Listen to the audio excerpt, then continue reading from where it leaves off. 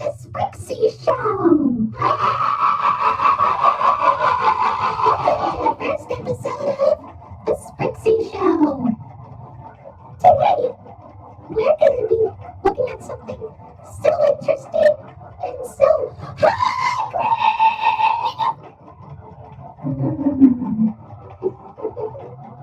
Oopsies. Never mind. So, do you know what we're going to be doing today?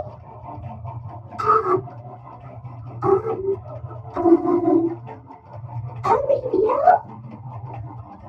You betcha! Are you excited? Because I'm excited. Well then, here we go. This is our first review. Welcome to Pooh Corner. It's a good place to start, huh? Agree. I heard about this show. It's, well, don't worry, Orange. Please just calm down. It's okay. Mom, I don't want to hear about it anymore. Please. I don't like this show. I want to go home now. Can we just skip this review, please? Please. Anyway, let's continue with the review. Well, first of all, it looks like an innocent Winnie the Pooh show, huh? Well, it is. It's worth noting that this is the very first Winnie the Pooh TV series. And as you can see, it's live action. Who doesn't love live action? Okay, let's play it straight. Let's just take a look at some of the differences. The biggest difference is Winnie the Pooh himself. He looks like Winnie the Pooh, only some people think he's creepy looking. Well, the cartoon Winnie, he's kind of cute. As you would expect, that's his regular appearance. But the live action one in the corner, he's kind of, well, dare I put it, a little bit unnatural. I mean, his head seems a little too small, obviously because it's a costume and people don't have that big of a head. And I don't know, just seeing him walk around in like full body when there's somebody in the costume, it's just, I don't know. And don't even get me started about those eyes. I don't know why they made his eyes look like that. I guess it's just so he can blink.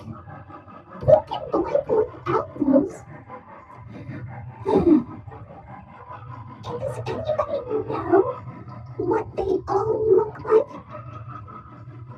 I assume they all look like something.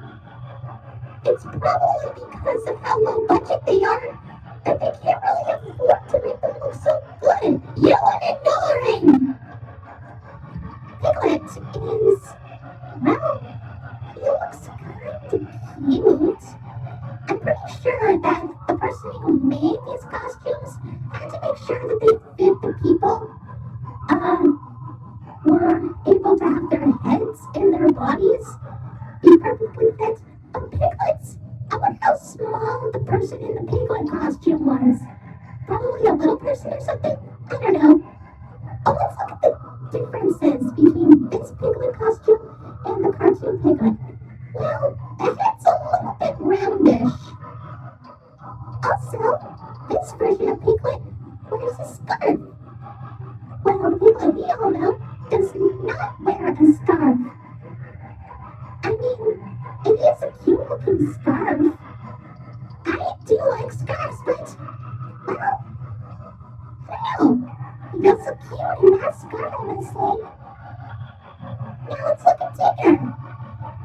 I understand Tigger is known to bounce on his tail, but because this is live action, I'm guessing there was no way they were able to make him bounce from his tail. I mean, a big tail is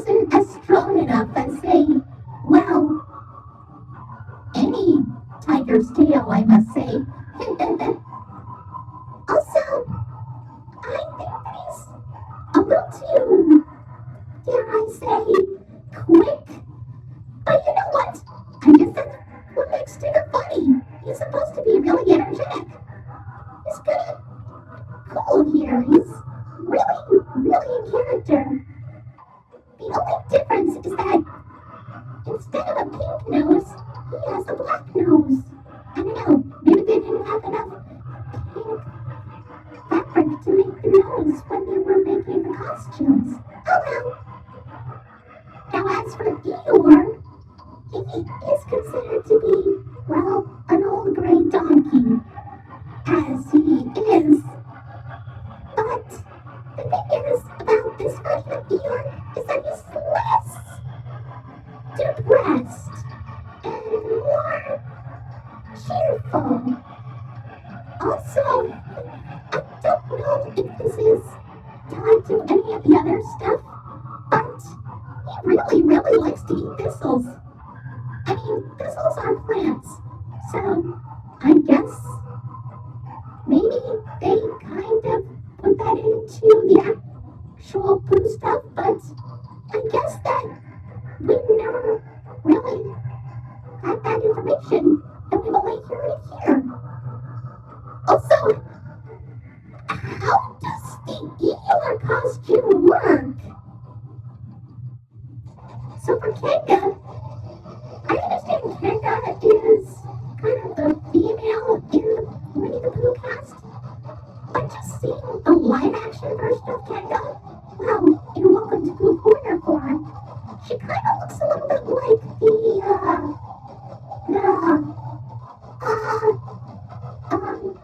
alright, let's move on. Riddle is, he's actually kind of cute. And that's all. Moving on. As for rabbits, okay, going back to the costume proportions, and, well, the reason why they look like this is so they can fit the person in the costume. But for this, I feel like rabbit looks a little bit too wide. Well, the cartoon rabbit is more, well, thin, I must say. Also, I noticed that rabbit is less cranky than his original cartoon counterpart. Maybe the people who make this show just don't like Rabbit being a jerk. Finally, we have Owl. Owl, well,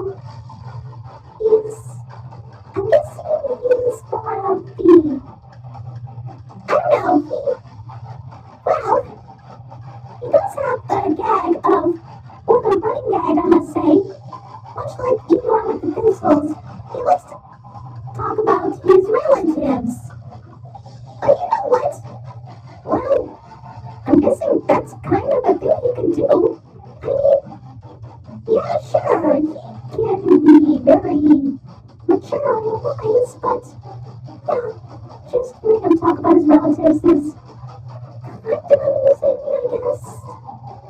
But yeah, I'll stick with that. I understand. Jay Green? I never knew that the characters had some interesting looks and personalities. It almost felt like that I missed something from the original stuff.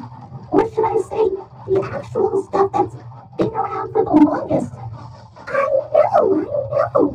And you, on the other hand, always respected them as creepy. But if you keep on looking at them, they might not seem creepy at all. They're actually kind of cute.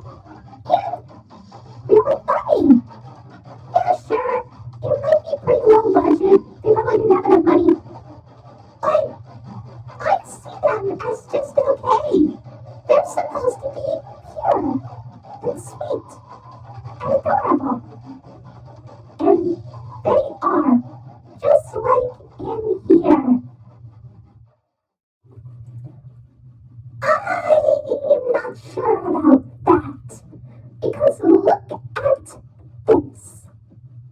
Yes, this is with Pooh. Exactly. PSAs. We need to talk about them. Why are you wearing glasses? Oh, uh, you know what? I don't know. According to this, it seems that they did these PSAs for educational children, for schools. They talked about school bus safety and stranger danger. Oh, that's nice. I guess it would have been. Wait, what? School bus safety, etiquette, and stranger danger? Are you telling me that they also educate children at school? Yeah. Is that a problem? I can't believe that those kids were actually able to pay attention without, worrying. Don't worry about anything. You see, Pooh's Great School Bus Adventure is a 13-minute long PSA that was released, I believe, in 1984. It taught children all about proper school bus etiquette. Well, what the point is that the gang boards the school bus that delivered a proposed school lunch to Christopher Robin, which I believe is the only time he was ever addressed to in the show. Anyway, while on the bus, they talk about what to do and what not to do in terms of school bus safety. This includes not running in front of the bus, not going under the bus, and don't eat or drink on the bus. Proper safety, school bus stuff, all that kind of, stuff like that. I mean, it's not really that popular. In fact, I'm pretty sure that you can only find a VHS copy of it somewhere in, I don't know, a really old vintage antique store or something, some kind of thrift shop. There's no way you're able to find it in a library anymore. Unless you look hard. Really hard. I mean, come on. I feel like this is probably one of the most jarring things I have ever experienced from Winnie the Pooh, but there's more. However, there was another PSA, which is obviously the Stranger Danger one. Too Smart for Strangers was released in 1985 and was 45 minutes long. That is a very long one, but it's lasts for 45 minutes. In this one, you have to learn all about stranger danger. It features a few kids talking about what to do when approached by a stranger and what they do when, that happens. And of course, the Winnie the Pooh characters also give some tips on how to stay safe. Don't let a stranger in your house when a parent isn't home. Don't take anything from a stranger if they offer it to you, and run away when approached by a stranger while on the street. The reason why this is so infamous is because, they also talk about molestation, which is, touching private parts. They talk about private parts in this. But despite all of that, it's still a really good show, just like all the other ones. Well, that's our show.